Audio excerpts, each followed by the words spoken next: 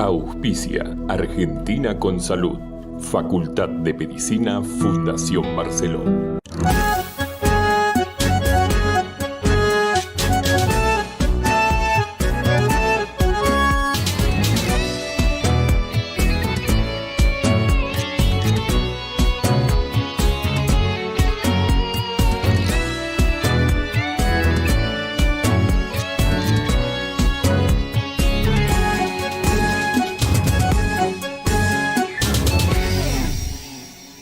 Bienvenidos a un nuevo programa de Argentina con Salud, este espacio que está pensado para llevarte a tu casa toda esa información de actualidad que tiene que ver con la salud, no con la ausencia de enfermedad, sino con todo lo que te hace bien, con todo lo que te da bienestar.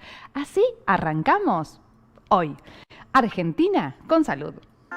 Recibimos en Argentina con Salud a la doctora Silvia Obregón, médica especialista en dermatología. Dicta cursos de dermatocosmiatría aplicada a la estética interdisciplinaria asistencial. Además, es docente e investigadora universitaria. Atiende niños, adultos y tercera edad. Así arrancamos con todas esas cosas que ustedes saben, que yo sé que les interesa conocer, que les interesa saber de qué se trata, y estamos así, en el día a día, porque quiero contarles que el 23 de mayo se ha instituido como Día Mundial contra el Melanoma, con la finalidad de sensibilizar y concientizar a la población acerca de este tipo de cáncer de piel, así como divulgar la importancia del diagnóstico precoz de esta enfermedad.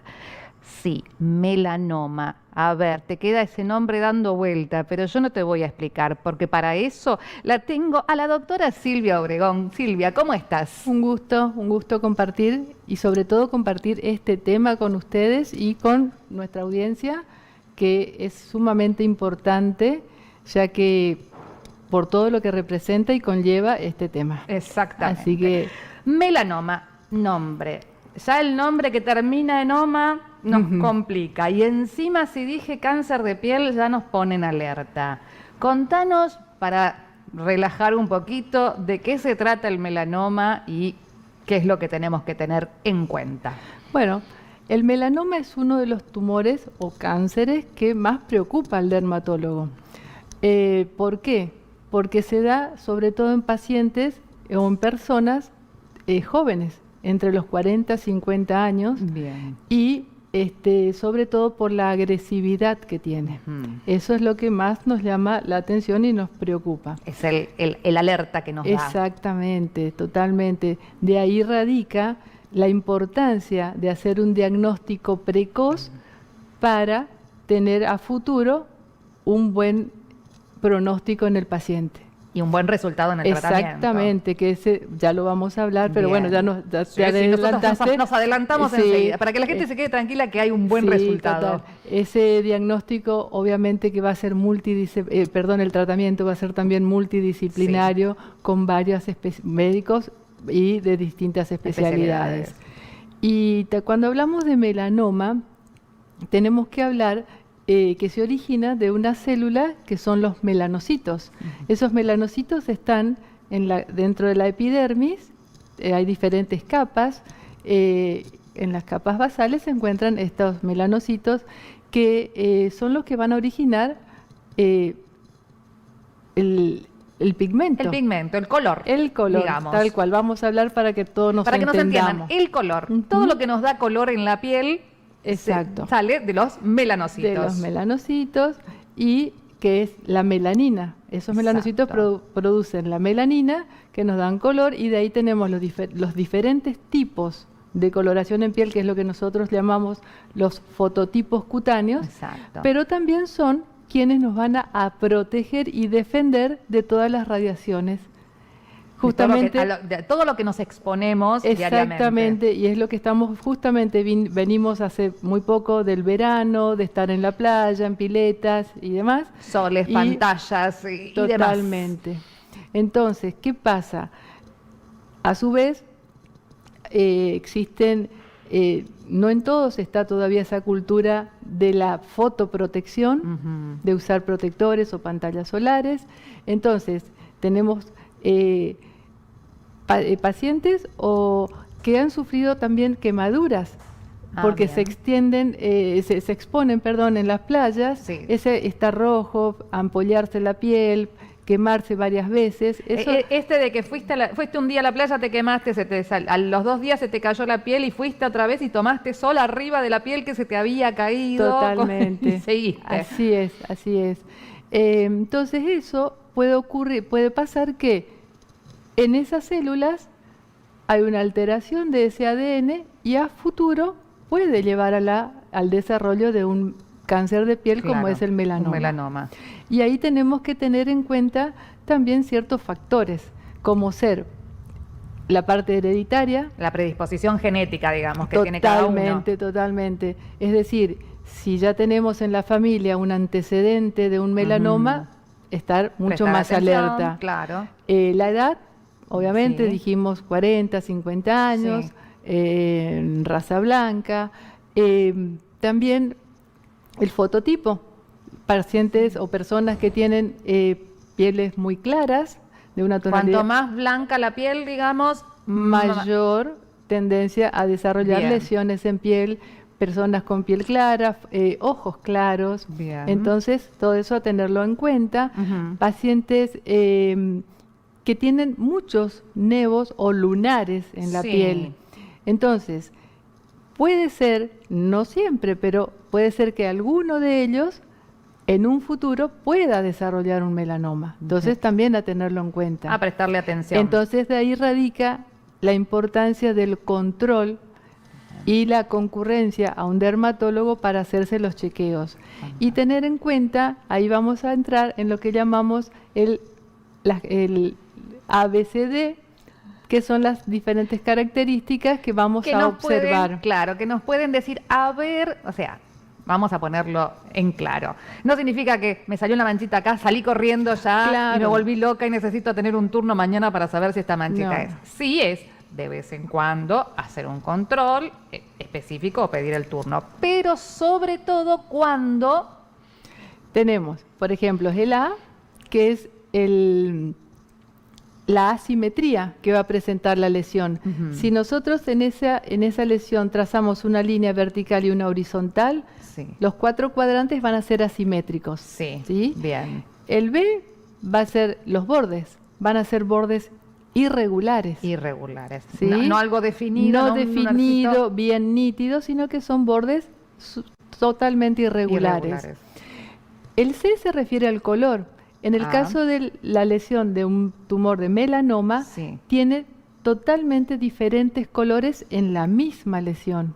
A diferencia de otros tipos de lunares o de otros tipos de lesiones donde es homogéneo y es un solo tono. Claro, generalmente uniforme. viste que uno tiene el lunar negrito o Ujú. marroncito, todo parejito. Ahora, si en algún bordecito o en algún lugar ese lunar empieza a tener un color diferente, prestarle atención. Exacto, en ese mismo lunar, en esa misma lesión Sí. hay diferentes tonalidades. Tonalidades. Puede sangrar, Sí. puede ulcerarse, llamamos, o sea, se lastima para que nos Lastimarlo, entendamos. claro. Eso nos tiene que llamar la atención. Cuando se desgrana o Exacto. cuando son lesiones altas, cuando son esos lunares así más altitos, ¿viste? Que tienen un poquito de Totalmente. espesor y empiezan como Exacto. a romperse y a deshacerse. Después tenemos el D, que es el diámetro, que en Ajá. el caso de los melanomas van a medir mayor a 5 a 6 milímetros. Eso también nos tenemos que estar alertas o llamarnos la atención. Sí. Y el E va a ser la evolución que presentaron los distintos tipos de lunares que tuvimos nosotros, o de nevos, como llamamos nosotros, en el tiempo. Ya sea un lunar que empezó a picarnos, que comenzó a sangrar, que cambió de color.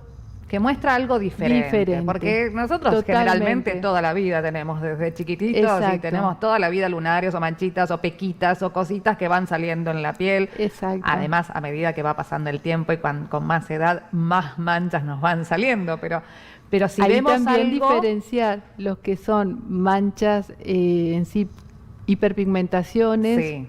ya sea de diferentes causas, porque Porque hay distintas muchas patologías que puedan presentar. dar hiperpigmentaciones, no solo el sol, pero también diferenciarla de todo lo que son los tumores, como en este momento nos referimos Exacto. específicamente al melanoma. Al melanoma. Sí, a prestar atención. Siempre Totalmente. eso sabemos que es fundamental, el prestarnos atención a nosotros mismos. Si vemos que hay algo que se modificó, algo que, mira, hoy me pica, Totalmente. hoy tiene otro color, hoy sangró. Esas son las llamadas de atención Y para que no decir se curan, entonces que no van ante las... A veces uno se automedica, perdón que lo diga, Claro, pero bueno, no, está bien. vamos a lo que ocurre Exacto. cotidianamente y son lesiones que no cicatrizan. que no cicatrizan. Entonces eso es muy importante y hay que consultarlo. Y Fantástico. después, bueno, hacer el diagnóstico. El dermatólogo es el encargado, el médico especialista en examinar y ahí realizamos un examen exhaustivo desde el cuero cabelludo hasta la planta de los pies, porque hay diferentes tipos. ¿No hay un lugar específico donde se presente el melanoma? ¿O No, sí? hay diferentes tipos, pueden salir, o sea, en cuero cabelludo, Sí. en torso, ahora En vamos a ver en extremidades, tanto en manos como en pies, que son ahora vamos a ver los distintos tipos. Sí. Por ejemplo, tenemos el extensivo superficial.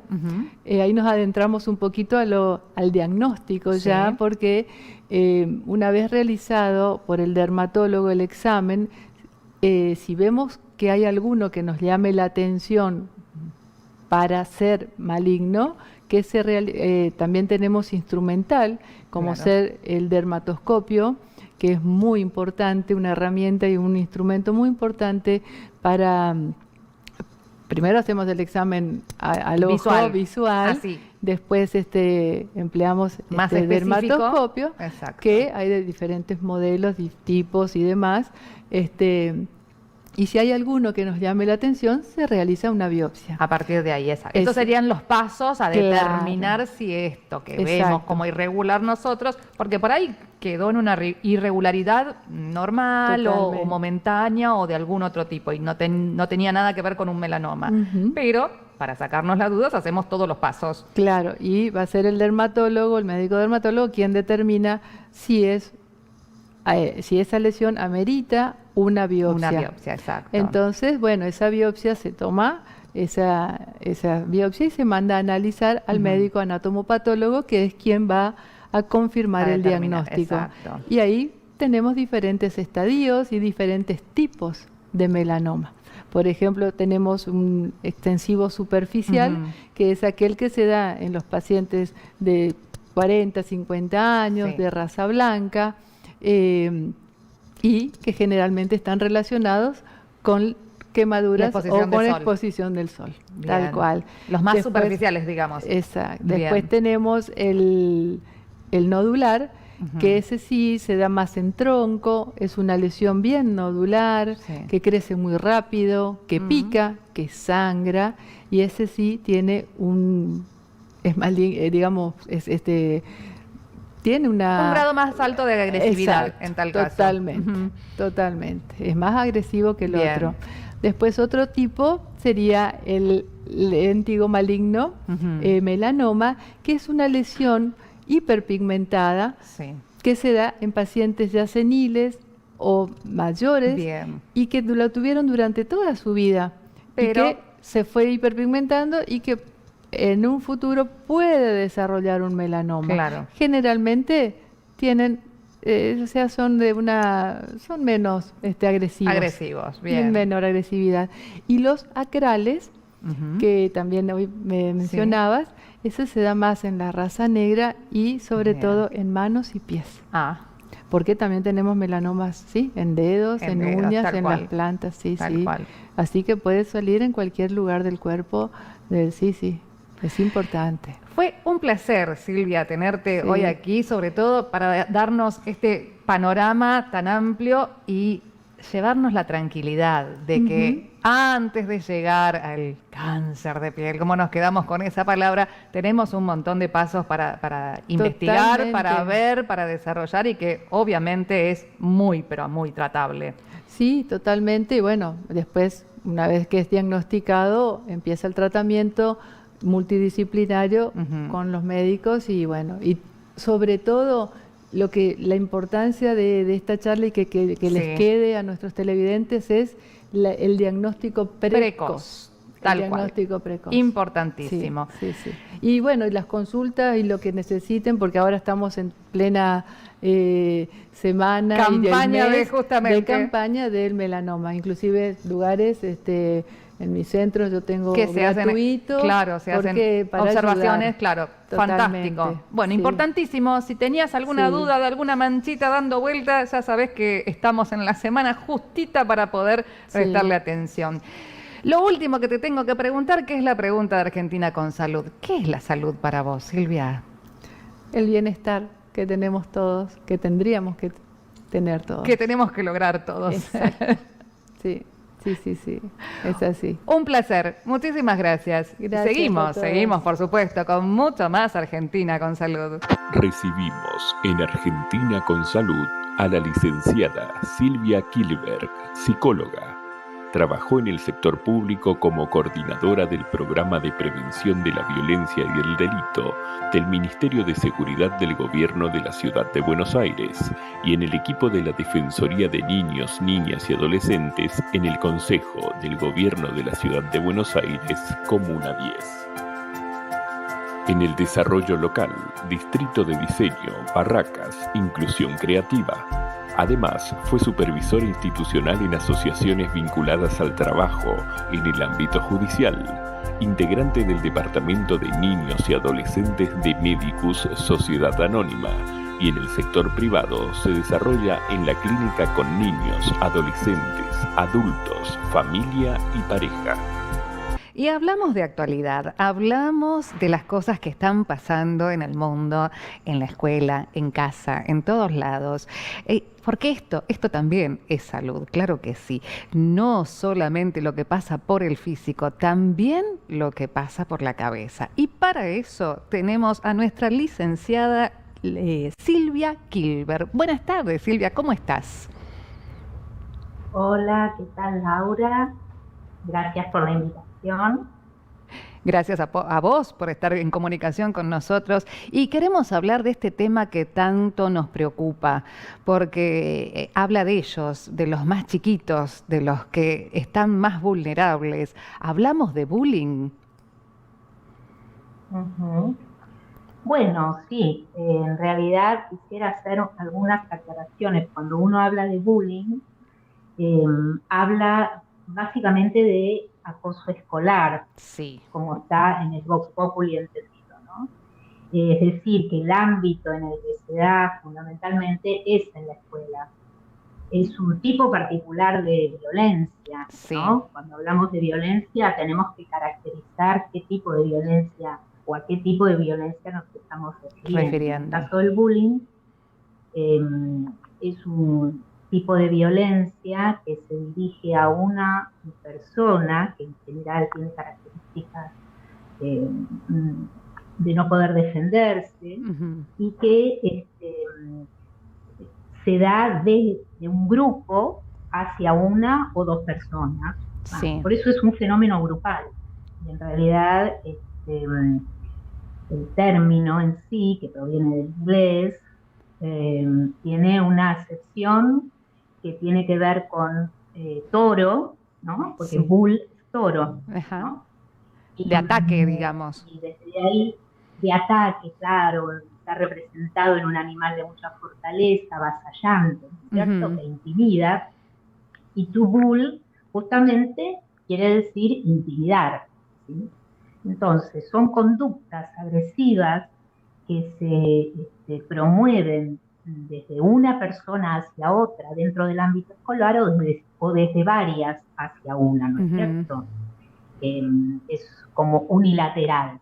Sí. Y en ese sentido, vos, digamos, es un fenómeno que tiene en realidad se dio desde siempre en las escuelas de todo el mundo, pero que fue investigado alrededor entre los 70 y los 80 y los 90, donde ya se hizo más intensa y más relevante la investigación, por un psicólogo sueco, de origen sueco, que propuso estudiar el fenómeno y darle entidad. En realidad, seguramente si nos preguntamos, todos nosotros tenemos algún episodio o algún recuerdo de haber sufrido o de haber visto que alguien sufriera bullying, por supuesto. O sea, es como que se le ha dado entidad ahora, al nominarlo de alguna manera le han dado la entidad de lo que corresponde, porque muchas veces era porque el nene no estaba bien en el colegio, no tenía ganas de ir o le pasaban determinadas cosas, entonces no lo asociábamos con algo específico. Exactamente, es decir, lo que vos estás trayendo es muy interesante porque tiene que ver con cómo detectamos en un niño o en un joven adolescente este padecimiento, ¿no? Claro. Bueno, hay muchas características, pero en realidad yo considero que es un fenómeno que nos compete a todos, sí. O sea, a los jóvenes niños, a los adultos sobre todo, tanto en las familias como en la comunidad escolar y en la comunidad en sí. Básicamente tiene como 3 características, ¿no? Es la intencionalidad de hacer daño, ya sea psicológico, físico, a otro. También se tiene que, para que yo pueda hablar de acoso, se da durante un tiempo, se ejerce esta agresión sistemáticamente. Sí, exacto. Y además siempre implica o está contemplado como algo asimétrico respecto del poder. Es decir, hay una necesidad de uno o un grupo de establecer su fuerza por someter a otro o a otros, ¿no? ¿Qué tiene de cierto esto de que generalmente el atacante en primera instancia generalmente ha sido atacado? Bueno, esto puede darse, puede haber pasado, digamos, el agresor. En general, cuando uno habla de víctima y victimario, son términos que provienen del ámbito judicial, ¿verdad? Sí. En las escuelas, digamos, los agresores pueden manifestar estas conductas violentas por un sinfín de causas, ¿no es cierto? Muchas de ellas sí están vinculadas probablemente al maltrato personal, también tienen problemas de autoestima, tienen la necesidad de ser reconocidos negativamente, podríamos decir. Claro, ¿no? Algo así como una cadena de poderes, digamos, alguien arriba de ellos los trata mal y ellos a su vez buscan a alguien más abajo de ellos como para tratarlos mal también.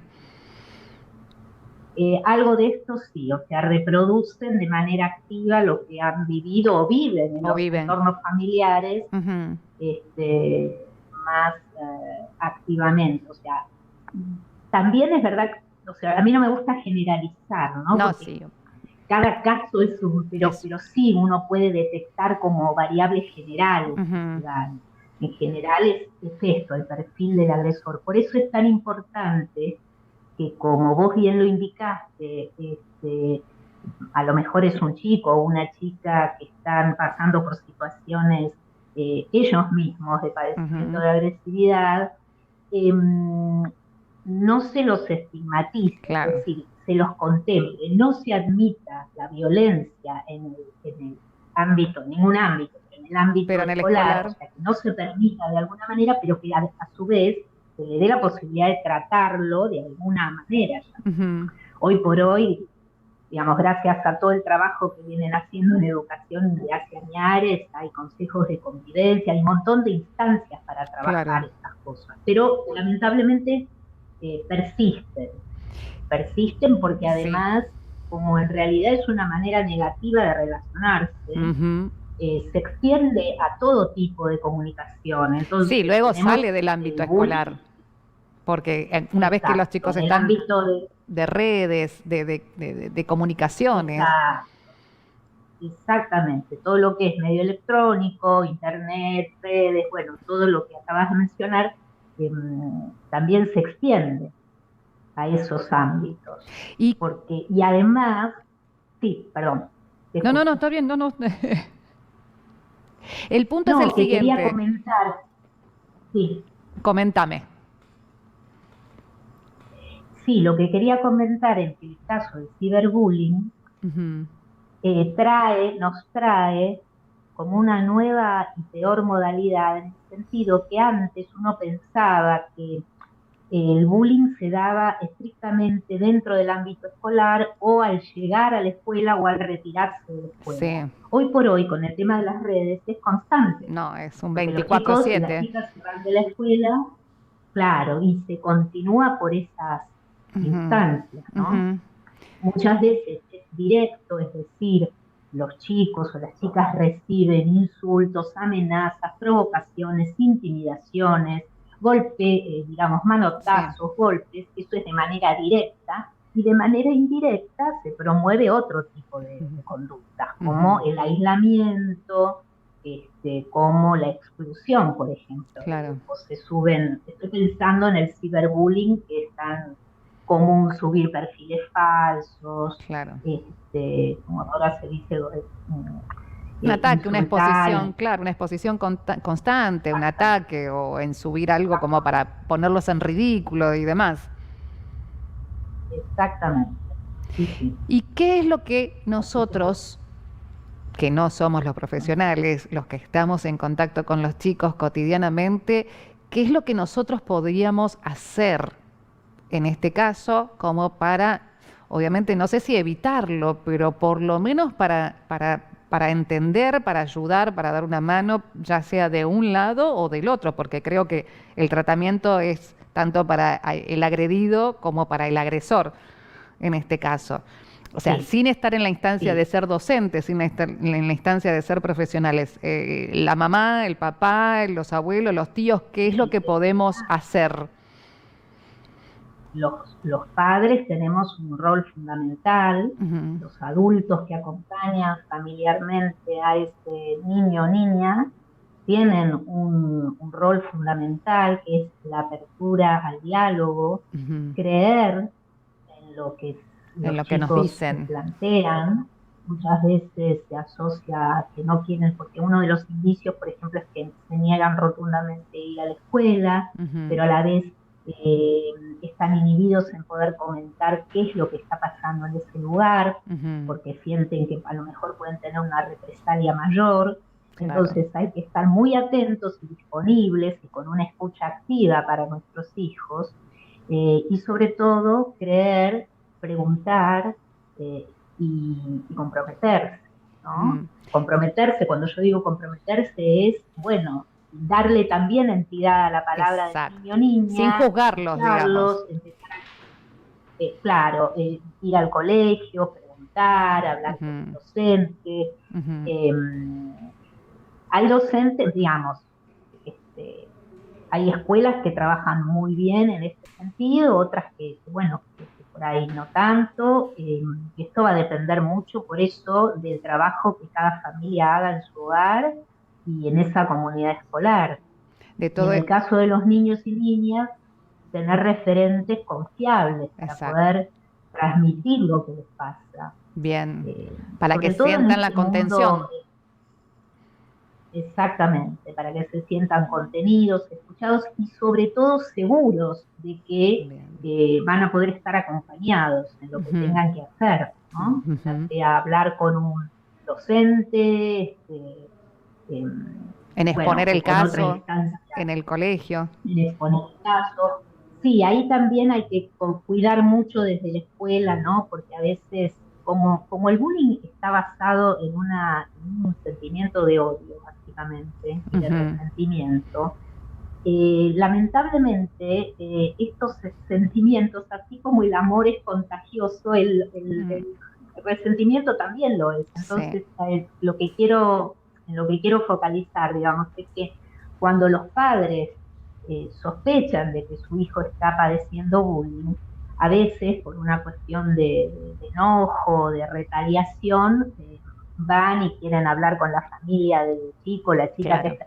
Y a veces esto no es lo mejor, ¿no? Porque No, se o sea, generan es como escaladas acrecentar de... este odio o este resentimiento mucho más, digamos. Es como que, a ver, el mismo sentimiento que tiene el chico de no contar para no exponerse, es como que si encima mi mamá le va a decir a la mamá de que yo le dije, es como que después va a ser peor, entonces en vez de generar una gran bola, digamos que hay que trabajar dentro desde la paciencia, desde el hablarlo, desde el comunicarse.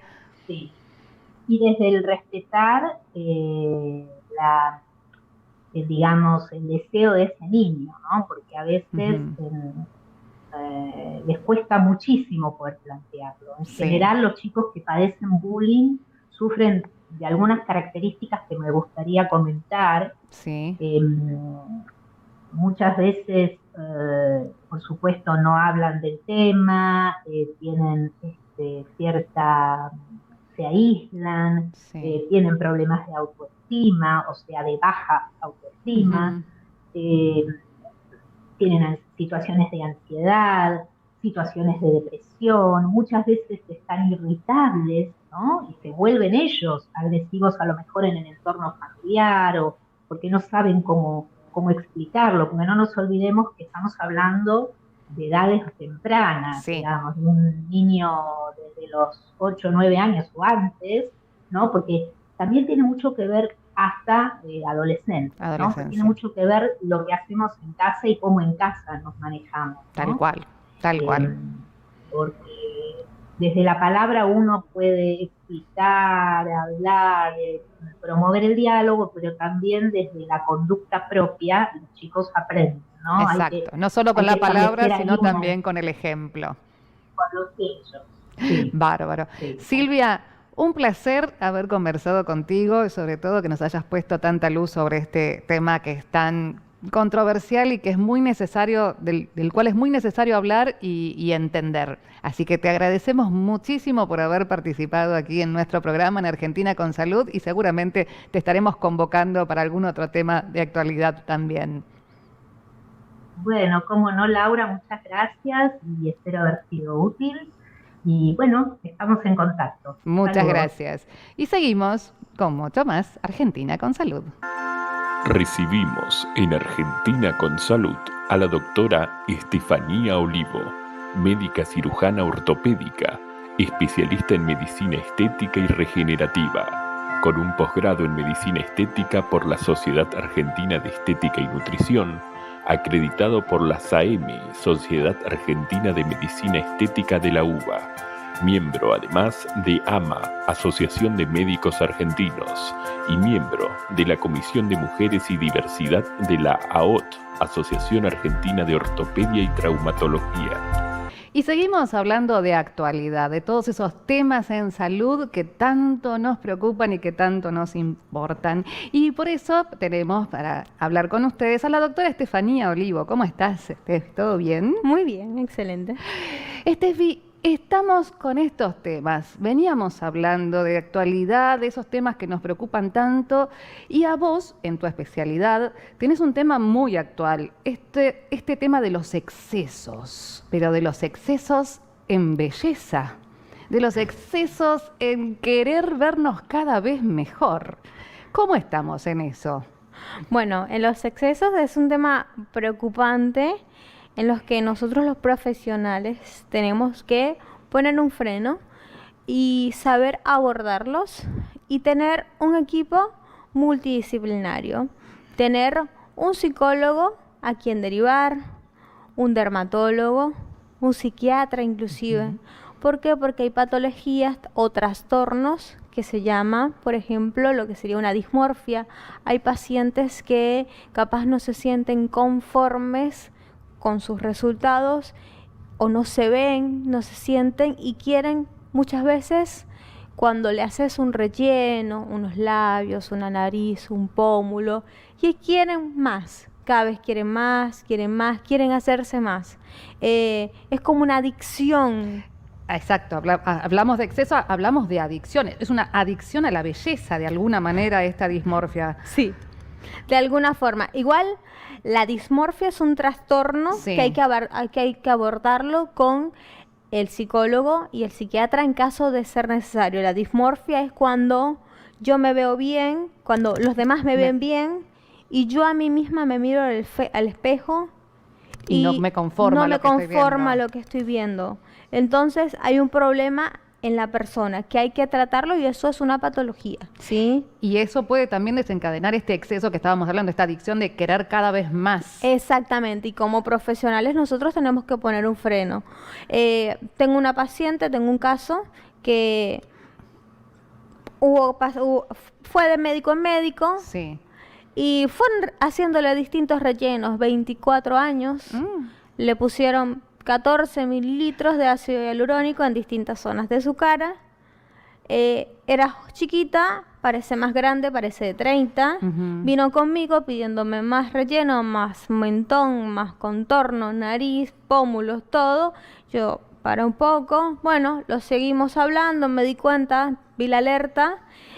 Le hice la armonización facial, pero solamente con 5 ml. Y hablé con ella, le expliqué. Y bueno, hubo un buen resultado con ella porque se quería hacer también la nariz. Claro. Después de la charla, va al baño y me dice, la nariz, ¿sabes que la cita que teníamos programada para la nariz, porque no hacemos todo de una vez, no la voy a hacer, la voy a cancelar, porque es el rasgo que tengo de mi familia.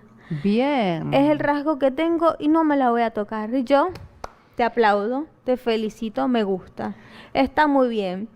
Y frenamos esa parte. Bueno, resulta que hoy me escribe y me dice, no quiero ir saltando de médico en médico, me voy de viaje, no sé cuándo vuelvo, pero la realidad es que quiero que me veas porque no quiero que dentro de unos meses me falte. Bien, bien. Bueno, la manté con el buen psicólogo, abordaje, a ver, el buen tratamiento, el ejercicio de la medicina a conciencia, como es abordando al paciente en una integridad, porque si vos solamente te quedaras con la parte estética y con lo que en realidad ella te pedía y no lo que necesitaba, no hubieras podido abarcarlo de esta manera. Claro, cuando hablé con ella hoy le dije, bueno, vamos a verte primero, vemos qué hace falta y si hace falta lo hacemos y si no, no. Claro. Porque el principio Bien. de nosotros es no dañar primero también, ¿no? Sí, porque muchas veces se cree que en esto de la estética es, ay, no nos importa, con tal de hacer lo que hay que hacer o de hacer lo que el paciente pide y no, No. siempre lo que el paciente pide. Es como si de pronto viniera alguien y te dijera, bueno, en realidad hacemos una operación de rodilla porque creo que la rodilla me queda. Entonces el paciente está dando el diagnóstico y el tratamiento y no deja al médico. No, y hay que explicarle. Yo en mi consulta cuando el paciente va, se van contentos porque yo les explico, les digo qué función tiene cada ácido, cada cosa que les Exacto. hago, y es muy integral la consulta y el paciente se va contento porque sabe lo que estoy haciendo, le explico la viscosidad del ácido hialurónico, si uso un bioestimulador de Bien. colágeno, si uso un PDRN de semen de salmón, que sería también un bioestimulador, si uso un exosoma, que es algo que está ahora es un auge, está de moda ahora, pero hay que tener mucho cuidado con los exosomas, y esto lo digo para los pacientes y para los que ven el programa. Los exosomas son unas pequeñas vesículas que se extraen de las células vegetales o se fabrican de forma sintética. Están aprobados por la FDA y la ANMAT, los de origen sintético y de origen vegetal. Los de origen animal y humano no están aprobados. ¿Por qué? Bien. Porque no son seguros. Los exosomas, recordemos, como te acabo de decir, son pequeñas vesículas donde podemos agregarle ARN mensajero, que son replicadores de célula, envían mensajes, factores de crecimiento, proteínas, lípidos, lo que querramos activar. Entonces, si tengo un exosoma celular, puedo mejorar varias cosas. Bien. Pero si tengo un exosoma de origen humano, Voy a también provocar rechazo, puedo transportar otras cosas. Entonces, Bien. ahí yace el peligro. Exacto. Por eso no han sido aprobados por la ANMAT. Entonces, cuando un paciente quiere aplicarse exosomas que están de moda y todo el mundo los quiere hoy, que son excelentes, es importante que pregunten de qué origen tienen los exosomas. Sí, es importantísimo eso, saber de dónde vienen. Perfecto. Además, como hablábamos hace un ratito, justamente, el tema de que ahora la medicina estética ya no es como antes, en donde solamente buscábamos arreglar así rápido y lo que la gente pedía sin ocuparnos, como en este caso, lo que vos estás hablando, en tener en cuenta el origen de lo que del material que estás utilizando y sobre todo las consecuencias. Bueno, la medicina estética ha evolucionado. Ha evolucionado muchísimo, gracias a Dios. Es un cambio total. Hoy en día la mejor medicina estética es la que no se nota, ¿sí? Bien, bien. Porque esas caras infladas, rellenas, todas artificiales. Artificiales, incluso tú ves, todas las caras son iguales. Sí. Hoy las chicas quieren todas el contorno igual, con el mentón, la nariz igual, los labios iguales, todas tienen la cara iguales. Una pérdida de los identidad, pómulos. claro. Entonces, es una moda. Claro. Entonces, eso fue hace 2 años. Hoy en día estamos más bien haciendo técnicas de 4 puntos, que son 4 puntos de aplicación con menos ácido hialurónico, sí. Y haciéndolo con un mejor abordaje que sería menos invasivo, tratando, bioestimulando con PRN, Red Leaf, polibiorevitalizante, que son 2 protocolos que yo aplico en mi consultorio, y en mi consultorio yo tengo plasma rico en plaquetas, mesoterapias combinadas, que ahí trabajo con distintos activos según lo que necesita el paciente. Hay ácido poliláctico, que es un bioestimulador de colágeno de alto peso, que quiere decir que trabaja mucho en el tiempo y bioestimula, y hacemos un efecto lifting, hidroxiapatita de calcio también. Todos estos son ¿cómo se llaman? Bioestimuladores, que lo que hacen es darle un empujón a las células para que vayan mejorando de forma propia. Fraxis, láseres, todas estas cosas bioestimulan a las células a que tu piel mejore para sola. que el trabajo en realidad se haga desde adentro más que desde afuera. Exactamente, porque es que lo que buscamos es que mejore todo. Por ejemplo, yo particularmente no te relleno un surco nasogeniano con ácido hialurónico, no lo hago, jamás. Es antinatural.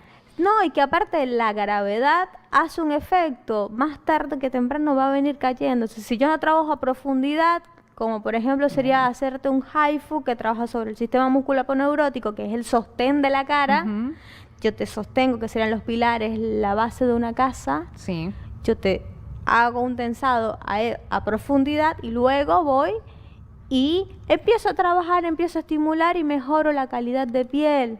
Hay algo que no pasa de moda nunca que es la toxina botulínica, para aliviar esas líneas de expresión, esas arrugas dinámicas, que no se vuelvan estáticas, que no se conviertan en surcos, que no las tengamos que tratar. Hay varios ejemplos en las artistas de Hollywood. Está Anne Hathaway, que a los 20 tiene 40 y parece a 20 todavía, y eso es efecto de toxina botulínica. Claro. Por eso la mejor medicina estética es la que no se nota, en comparación con otras actrices u otros efectos. Va cambiando mucho. Entonces la realidad es que hay que ser menos invasivo y hay que pensar más en la sanación de nuestro cuerpo, solamente dándole pujones, ¿sí? Bien, y en la aceptación de la naturalidad también, de la naturaleza. Porque esto es más o menos así como si pretendiéramos pintar de nuevo el comedor, pero no sacamos la pintura de abajo, digamos. No, envejecer con dignidad. Exactamente. Entender que es parte de la vida cotidiana y que es parte de lo que tenemos que afrontar. Envejecer con dignidad. Exactamente. Sí, por supuesto, envejecer con dignidad. Ahí supongo que hay unas fotos que supongo que se están pasando. Hay unos casos que yo he tratado desde a nivel capilar, trato lo que es la alopecia, el efluvio telógeno, que es cuando se cae el pelo en determinadas formas.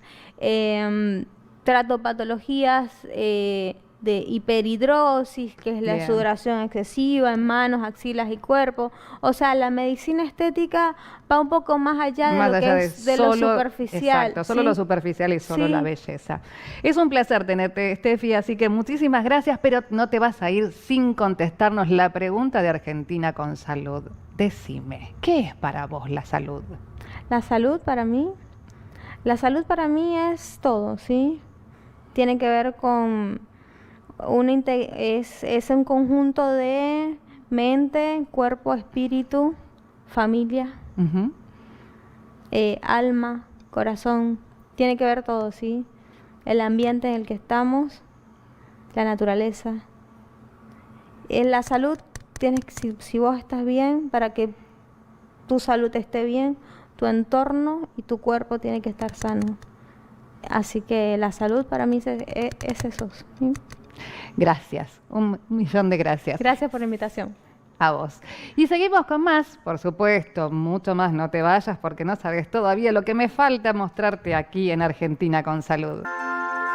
Recibimos en Argentina con Salud a la doctora Ludmila García Franco, oftalmóloga, egresada de la Universidad de Mendoza, Argentina, especialista en oftalmología en la Universidad de Buenos Aires y la Sociedad Argentina de Oftalmología, formada en el Hospital Pedro de Elizalde de la ciudad de Buenos Aires, especialista en patologías de la infancia y estrabismo de niños y adultos. Y estamos aquí con otro tema que también es muy importante, que es la vista que tiene esa connotación tan especial para la salud. Sabemos que es algo muy importante para todos. Y tenemos, por supuesto, con nosotros siempre a un especialista, la doctora Ludmila García Franco. ¿Cómo estás, Ludmila? ¿Qué tal? ¿Cómo estás? Un placer. ¿Todo bien? Un gusto saludarte y que estés compartiendo con nosotros un tema que es muy especial porque es un caso bastante atípico dentro de lo que son las patologías de la vista, pero que hay mucho de eso y también generalmente no se habla tanto. Vamos a hablar de estrabismo. ¿A qué nos referimos cuando hablamos de estrabismo? Bueno, el estrabismo es una patología en la cual hay una alteración en la alineación ocular. Hay un ojo que está como director fijador y el otro ojo está desviando. Pero es una patología, es una condición que no es tan infrecuente, alrededor de más o menos entre el 2 al 4% de la población tiene estrabismo de acuerdo a diferentes estadísticas. Así que parece que no es tan frecuente, pero lo es. Pero hay, sí, es tal cual. Sí. Tenemos sí, muchos pacientes. Digamos, a partir de una determinada edad, porque si bien vemos a los chicos cuando son bebitos recién nacidos, vemos que a veces pueden tener una desviación, pero ¿hasta qué momento de su crecimiento podemos determinar que eso es normal o a partir de cuándo ya podemos estar hablando de un estrabismo? Bueno, qué buena pregunta, porque hasta los 3 meses, 4, todavía la visión binocular y la estereopsis se está desarrollando, que es la capacidad de poder ver con ambos ojos en forma simultánea. Es decir, que hasta los 4 meses, 5 como mucho, puede ser normal, que desvíen por momentos, sobre todo cuando uno le acerca un objeto de cerca y después se lo retira, como que quedan desenfocados. Con el objeto de fijación en la mirada, se lo retira y queda desviado. Pero hasta los 4 meses se considera normal, frecuente o esperado. Ya después de esa edad, si el estrabismo persiste, aunque sea no permanente y sea transitorio o intermitente, igual se lo considera patológico. Así que eso es una pauta de alarma. Niño, después de los 4 o 5 meses que persiste la desviación, sí o sí tiene que hacer una consulta a la brevedad con oftalmopediatra. Bien. ¿Hay algún factor genético o hereditario que pueda influir en esto? Sí, depende del estrabismo. Dentro de lo complejo y grande que es el tema de estrabismo, existen diferentes causas que lo originan. Sí. Tenemos las congénitas, que bueno, sí, por supuesto tienen un factor hereditario. Y después tenemos las que se adquieren también en edades precoces, que también suelen tener algo genético de base. Y después están las adquiridas o relacionadas o a patologías neurológicas o a patologías como, por ejemplo, tiroides, que pueden alterar también los músculos de la órbita y la posición de los músculos y dar un estrabismo. O, bueno, miopías muy altas que también pueden desencadenar un estrabismo. Bueno, existen otras patologías que también causan el estrabismo que no son genéticas, pero el 30% aproximadamente, según los datos estadísticos, son de causa genética. Genética. Bien. Y a ver, para entenderlo bien, para hacerlo bien coloquial y que la gente pueda entender, estamos hablando de un problema que tienen la musculatura de los ojos cuando hablamos de estrabismo. Sí, es principalmente los músculos, pero también hay algo sensorial, que es en la capacidad que tiene el cerebro de poder captar la imagen que viene de los dos ojos. Hay veces que el cerebro no puede fusionar la imagen que viene de los dos ojos, y a veces esa puede ser la causa, o a veces que es solo muscular, o que existe una debilidad muscular, o al contrario, una hiperactividad muscular. Entonces, bueno, puede ser o una causa sensorial o bien motora por alguna alteración muscular. Fantástico. Y en el caso de los chicos, hay algo que siempre hemos escuchado nombrar cuando hablan del ojo vago. Sí. Bien, el ojo vago, se le dice ojo vago al ojo que ve menos que lo que debería respecto a la edad, ¿está? Que puede ser que no existe una causa orgánica, es decir, no hay una lesión, no hay nada que justifique esa disminución de visión, más que, bueno, o sea, no hay algo orgánico, no hay daño, sino que es una falta de estímulo visual que hace que ese ojo vea un poquito menos que el otro. Por eso a veces les damos parche en el ojo bueno, en el dominante, para estimular la visión del ojo que es vago y ve un poquito menos. Esa es la función del parche. Pero bueno, eso es más o menos el ojo vago o ambliopía. Es la disminución de la capacidad visual que debería tener un niño acorde a la edad. Y en este caso, o sea, el estimular a este ojo vago, también estaríamos evitando parte de lo que es el estrabismo, esta desviación que hace el ojo como para que pueda... Sí, a veces tratamos incluso el niño que viene con estrabismo, que tiene un ojo que es francamente dominante. Si son chiquititos y no podemos tomarles la visión, sabemos que ese ojo que está desviado posiblemente no esté viendo bien. Y a esas edades, hasta los 8 años, se está desarrollando la capacidad visual. Y todo lo que no aprendan a ver en esa edad, no lo van a aprender más grande. Entonces... En ese momento, si el niño tiene estrabismo, le damos parche en el ojo dominante para que también empiece a fijar con el otro, ¿está? Porque si siempre es un ojo el que está desviado y el otro está derecho, estimamos que ese ojo no está viendo, no está aprendiendo a ver. Entonces, bueno, en los estrabismos que tienen una dominancia de alguno de los dos ojos, sí les damos parches para que empiecen a fijar con los dos ojos, o con un ojo o con el otro, pero que tengan visión en los dos ojos pareja, porque lo que priorizamos, aunque tengan estrabismo, es la visión, siempre. Tal cual. Y bueno, a veces puede ser que el paciente no tenga estrabismo. ¿Cómo? Para estimularlo sería, digamos, el término, es estimular a ese ojo. Para estimularlo, para enseñarle a ver. Bien, fantástico. ¿Y cómo afecta el estrabismo a la vida diaria? Depende el estrabismo que tenga el paciente, pero hay algunos pacientes que si desarrollan estrabismo en la edad adulta, tienen algo que se llama diplopia o visión doble o confusión de imágenes. Y la verdad que es muy difícil vivir con visión doble porque, bueno, altera el estado de ánimo. Sí, o sea, capacidades que, bueno, uno por ahí... no sé, manejar, subir las escaleras, trabajar. Instrumentos de precisión y demás, claro. La calidad Exactamente, cálculo de distancias, profundidades, manejo, o sea, realmente impacta mucho en la calidad de vida del paciente. Y después tenemos, en el caso de los estrabismos que son de toda la vida o que son congénitos, esos chicos por ahí no desarrollan visión doble a lo largo de la vida, Pero bueno, ellos sí por ahí tienen un impacto un poco más emocional, ¿no? De cómo repercute el estrabismo en su vida. Realmente les afecta mucho. Son chicos como más introvertidos, son chicos que suelen mirar para abajo, se suelen tapar un ojo, suelen evitar la mirada. O sea que el impacto emocional es muy grande. Es fuerte. Es muy grande. Por eso siempre fomentamos a que las familias abran o discutan estos temas, dejen de tenerlo como un tema tabú en casa, y realmente lo hablen, le pregunten si el niño, la niña o el adolescente eso les influye o les afecta, porque bueno, tiene tratamiento y se puede resolver, entonces está bueno que tengan la oportunidad de poder decidir qué quieren hacer. Y muchas veces no tienen esa oportunidad simplemente porque no se habla en casa y no se les da ese entorno de comunicación.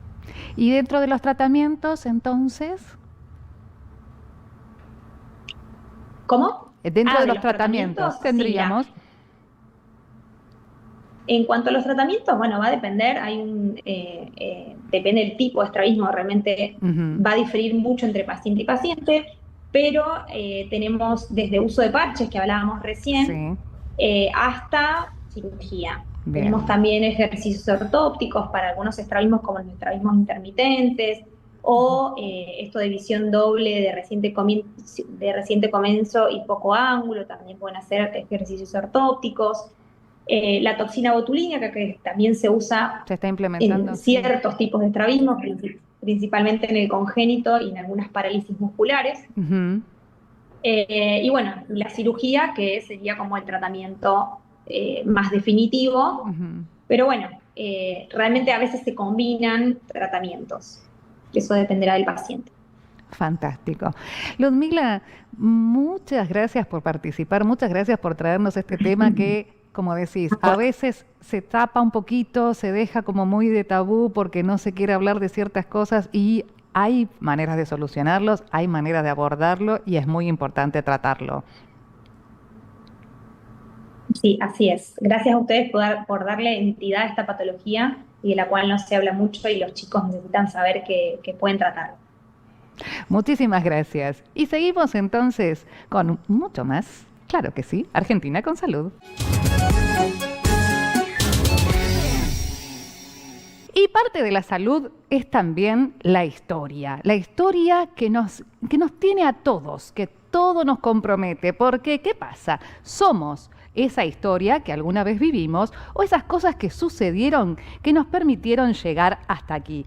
Y claro, la memoria esa que tanto nos preocupa perder, la memoria es también la que nos ayuda a encontrar la razón de un montón de cosas.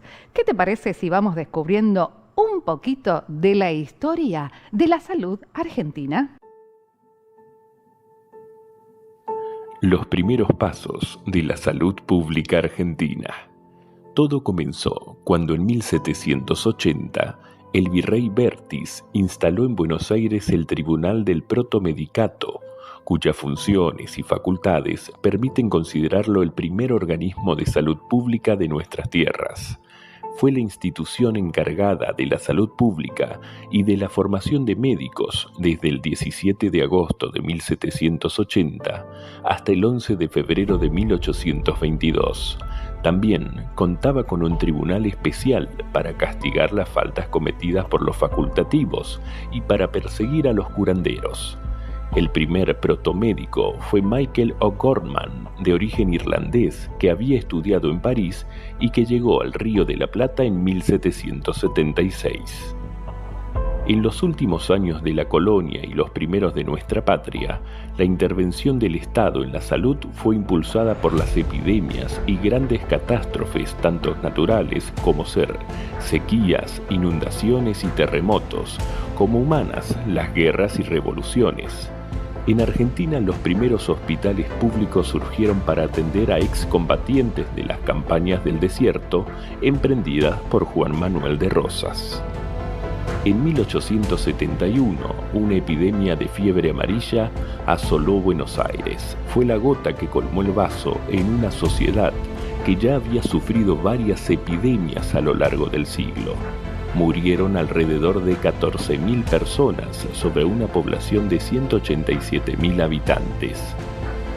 Algunas de las principales causas de propagación de esta enfermedad fueron la provisión insuficiente de agua potable, la contaminación de las napas de agua por los desechos humanos, el clima cálido y húmedo en el verano, el hacinamiento en que vivía gran parte de la población de Buenos Aires sin que se tomaran medidas sanitarias para ellos, la llegada de los inmigrantes europeos de bajo nivel social y con bajo conocimiento higiénico que ingresaban en forma incesante a los conventillos de la zona más sureña de la ciudad, los saladeros que contaminaban el riachuelo límite sur de la ciudad, el relleno de terrenos bajos con residuos y los riachos denominados zanjones que recorrían la urbe infectados por lo que la población arrojaba en ellos.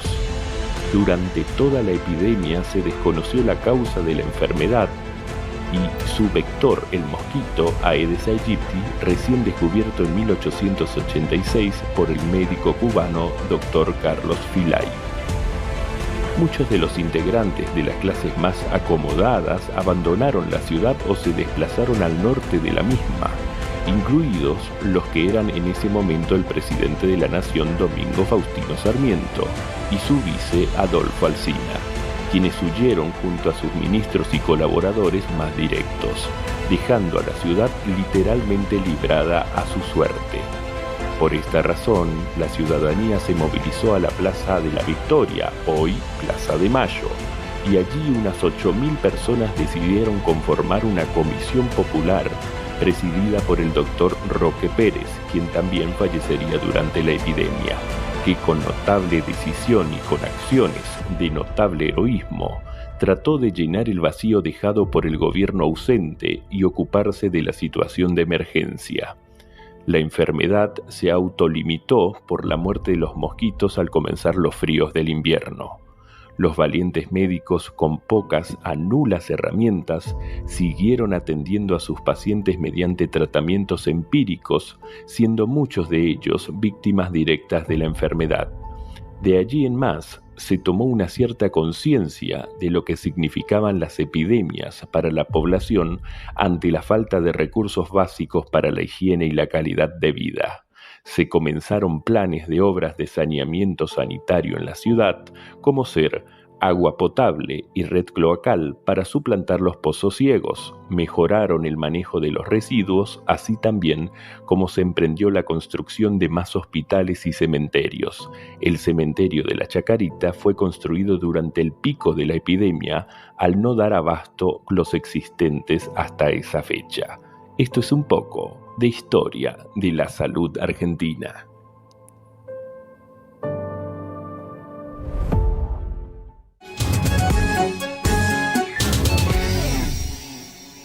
¿Viste qué rápido que terminó, que se pasó con tanta información, con tantas cosas interesantes que tuvimos para compartir hoy en nuestro programa? Bueno, yo te aseguro que hay mucho más, así que te pido que cada domingo a las 21 horas nos vengas a buscar aquí, a Canal 22, porque te vamos a estar esperando con muchas más cosas interesantes.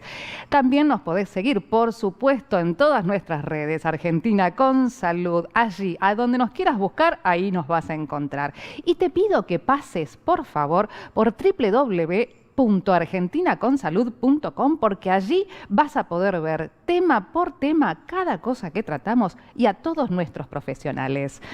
Te digo gracias por acompañarme una vez más aquí en esto tan impresionante que hemos dado en llamar Argentina con Salud. Y te recuerdo que por favor no te vayas a olvidar que cuidarte, prestarte atención a lo que pasa alrededor, todo eso es el primer paso en el camino a la salud. Gracias. Auspicia Argentina con Salud. Facultad de Medicina, Fundación Barceló.